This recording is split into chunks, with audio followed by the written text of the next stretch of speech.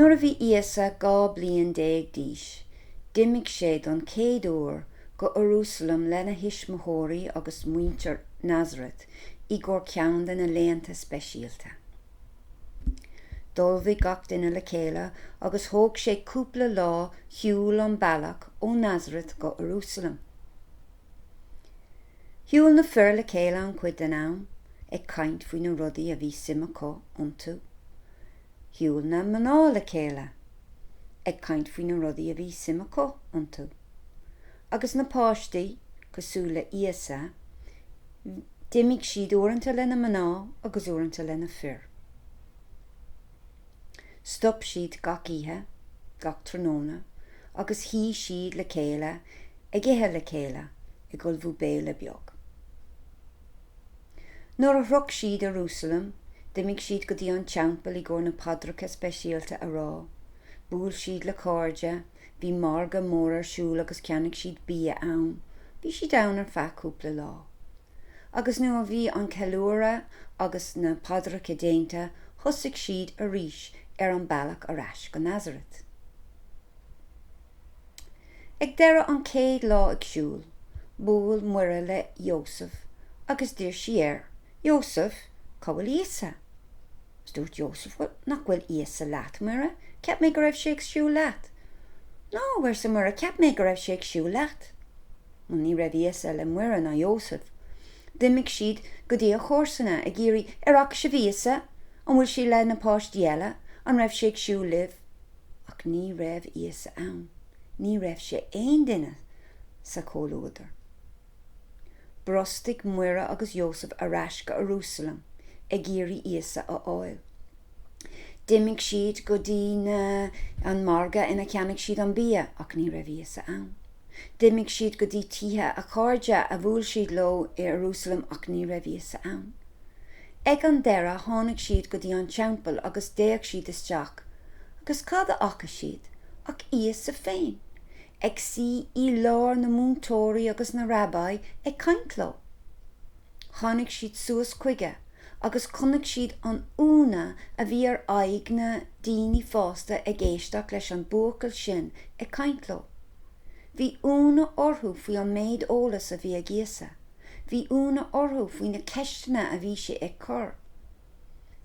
Rinne siad iarracht iad a ragar. Dúirt Mhuire agus Iosah leis. Íosa, cén fá go rinne tú an rud sin, bhí mar ag dul ó áit go áit ad a loraigh, bhí agla oring, bhí mar bortha, bhí imní oring.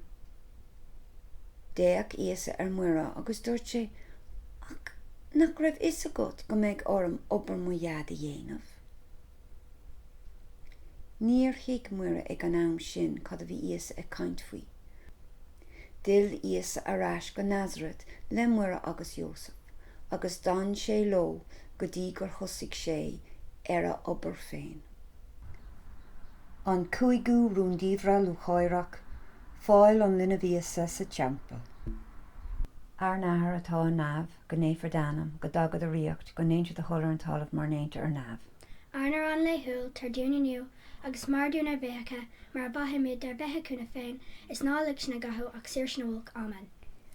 Sé de bheithe Mhuire atá lán de grású tá an tíorna leat is beannathú idir bhaná agus is beanna tarda from Íosa. An Mhuire a bháthair de gui ar an arpaci inis ar ó an bás. Amen. Sé de bheithe Mhuire atá lán de grású tá an tíorna leat is beannathú idir bhaná agus is beanna tarda from Íosa. An Mhuire a bháthair de gui ar an arpaci inis ar ó an bás. Amen. Sé de bheithe Mhuire atá lán de grású tá an tíorna leat is beannathú idir bhaná agus is beanna tarda from Íosa. An Mhuire a bháthair de gui ar an arpaci inis ar ó an bás. Amen. Sé de bheithe Mhuire atá lán de grású tá an tíorna leat is beannathú idir bhaná agus is beanna tarda from Íosa. An Mhuire a bháthair de gui ar an arpaci inis ar ó an bás. Amen. Sé de bheithe Mhuire atá lán de grású tá an tíorna leat is beannathú idir bhaná agus is beanna tarda from Íosa. An Mhuire a bháthair de gui ar an arpaci inis ar ó an bás. Amen.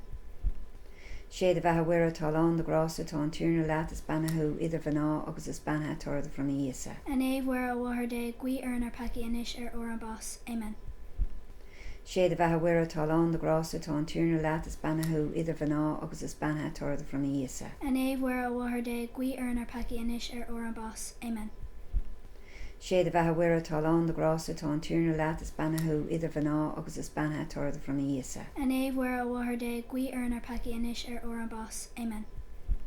Sé a bheith huire talán de grasa tá an túna leat is bannathú idir bhaná agus is bannathe torda from Íosa. An éhhuire a bhhar de gui ar an peci inis ó an bás. Amen. Sé a bheith huire talán de grasa tá an túna leat is bannathú idir bhaná agus is bannathe torda from Íosa. An éhhuire a bhhar de gui ar an peci inis ó an bás. Amen. Glór an ahar agus an bhach agus an spirit néamh. Mar bhí ar dús mar tá inis agus mar a bheits go brach le scéal na scéal. Amen.